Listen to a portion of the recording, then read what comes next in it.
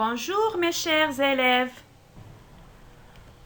Aujourd'hui, on va étudier une nouvelle leçon de l'orthographe intitulée L'adjectif numéral cardinal.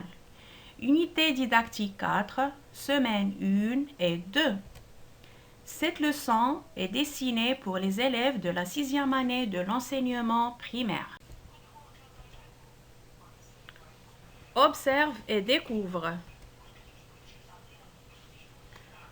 Que représente cette image? C'est un vieux paysan.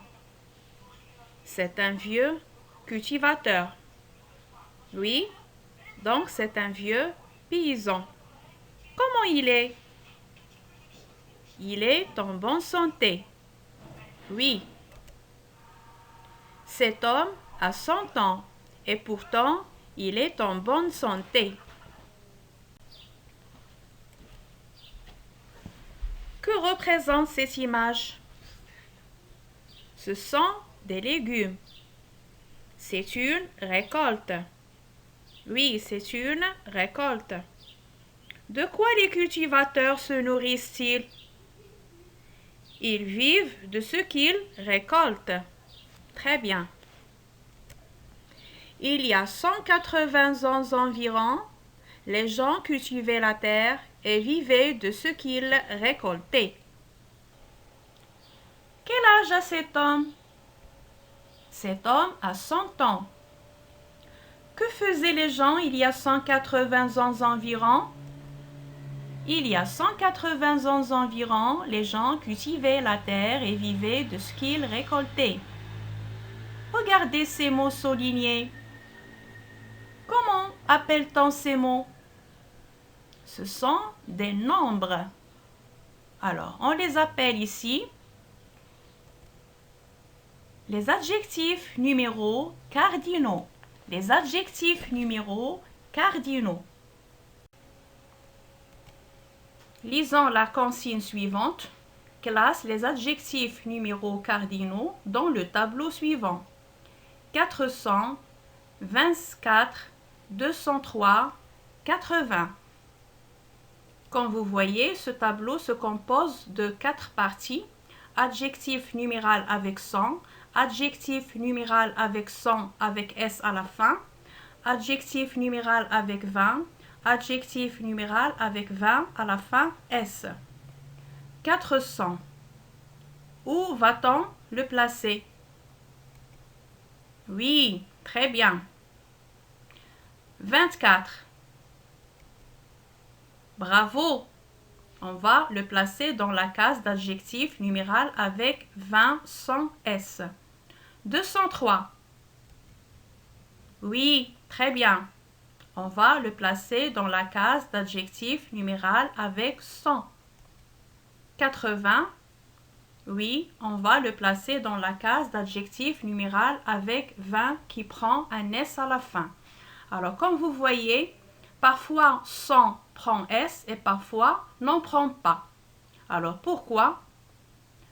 Alors, lorsque l'adjectif numéral cardinal 100 est multiplié, il prend un S à la fin. Et lorsqu'il est suivi d'un autre chiffre, dans ce cas, il n'en prend pas. La même chose pour l'adjectif 20.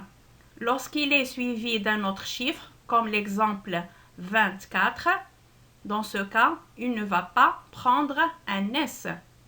Et quand il est multiplié, comme dans cet exemple, 80, dans ce cas, il va prendre un S à la fin.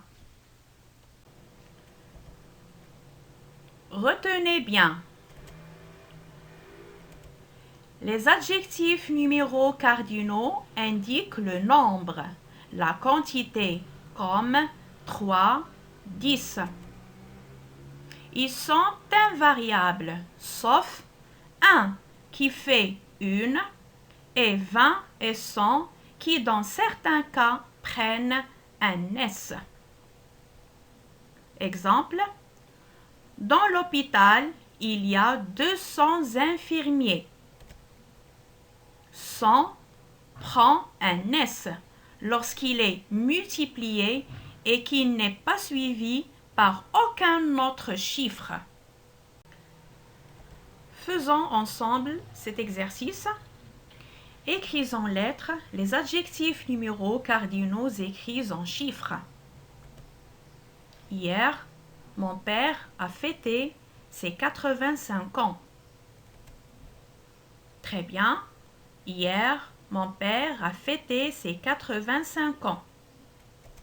20 est suivi d'un autre chiffre. Cette épidémie a fait 200 morts. Cette épidémie a fait 200 morts. Oui, pourquoi? Pourquoi 100 va prendre S à la fin? 100 est multiplié et n'est pas suivi d'un autre chiffre. Oui, très bien.